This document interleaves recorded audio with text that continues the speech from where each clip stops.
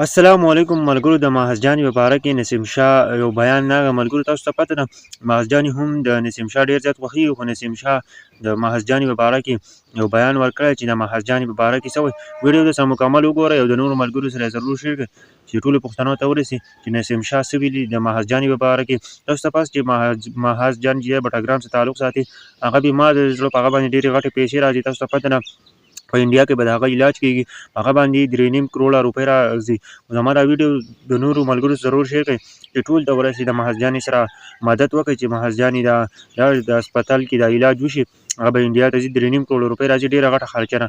بل دا راشئ د نسیم شاه د خبرې راسره واورئ، یا نسیم شاه بیان ورکړی دی د ماهزجانې په باره کې چې ماهزجانې په باره کې هغه څه وایي، هغه ماهزجانې ته څه پیغام لیږلی دی. ویډیو ضرور شیر.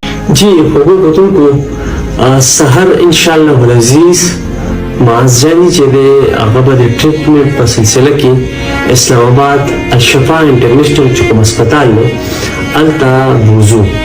ټول چې کوم مینهوال دي، کوم چې ماهزجانې دپاره پریشانه دي او هغه سپورټ کوي، هغې ټولو ته